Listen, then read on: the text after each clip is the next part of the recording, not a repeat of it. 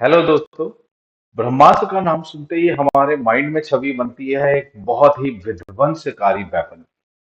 सोचते हैं कि ये भी न्यूक्लियर वेपन जैसा ही विध्वंसकारी है, क्या उसी साइंस पर बेस्ड है? तो हमारी एंशियंट हिस्ट्री के स्कल्पचर से हमें पता चलता है कि नहीं, ये वैदिक मंत्रों द्वारा वेव थ्योरी के ऊपर बेस्ड एक वेपन है। वैदिक मंत्रों में ये कहा गया है कि वैदिक मंत्र के रिपीटेड उच्चारण से एक पर्टिकुलर टाइप की फ्रीक्वेंसी जनरेट होती है, जिससे हम उसके रिलेटेड कोई भी कार्य करा सकते हैं।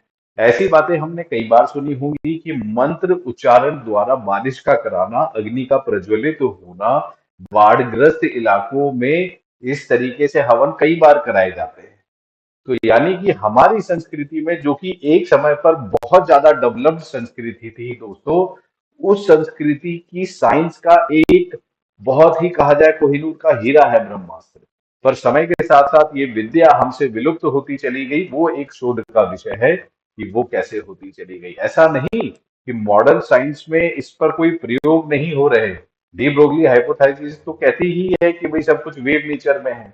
तो अगर आप देखें, 1960 की एक हिस्ट्री है फ्रांस के एक शहर की, जिसे कहते हैं मार्शे। 1960 में मार्शे के एक सब अर्बन इलाके में 20 लोग डिनर कर रहे थे, 10 लोग लगभग फील्ड में थे, और एक झटके में सारे के सारे मारे गए, एकदम डेथ। अब ये कैसे हुआ? जब उनकी ऑटोप्सी हुई तो पाया गया कि ब्रेन की उनकी सारी नसें फट गई है। अब ये जांच जब हुई तो पता चला कि वहां से 16 किलोमीटर दूर फ्रेंच मिनिस्ट्री ऑफ डिफेंस का एक सीक्रेट प्रोग्राम रन कर रहा था, ऑडियो साउंड रिलेटेड वेपन्स के ऊपर। और उसमें से कुछ टेक्निकल फॉल्ट्स के कारण से कुछ वेव्स का लीकेज हुआ, और उन वेव्स के कारण से वहां से 16 किलोमीटर दूर इन सभी लोगों की एक साथ मृत्यु हो गई। कहते हैं वर्ल्ड वॉर के टाइम पर भी ऐसे एक्सपेरिमेंट किए गए थे, और कहने को तो वो चीजें बंद कर दी गई उसी समय। पर अब तो वो जब कभी वॉर होगा तभी पता चलेगा कि किसी ने कितनी बंद की थी या कितनी चालू है।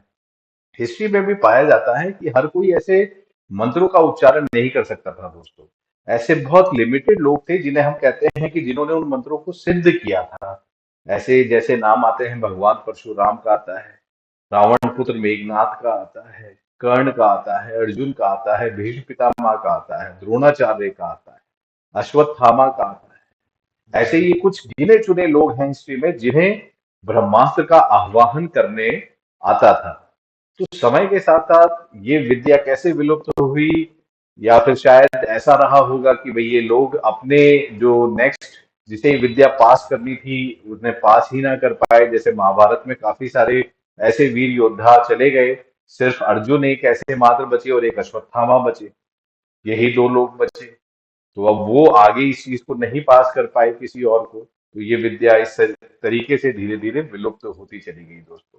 पर मेरा बिल्कुल मानना है कि हम समय के साथ साथ, और अगर अपने इंडियन कल्चर की हिस्ट्री को जाने, उसे महत्वता दें, तो हम एक बार वापस वहीं खड़े हो सकते हैं जहां पर हम पहले खड़े थे, जहां पर हमें विश्व गुरु के रूप में पहचाना जाता है। धन्यवाद।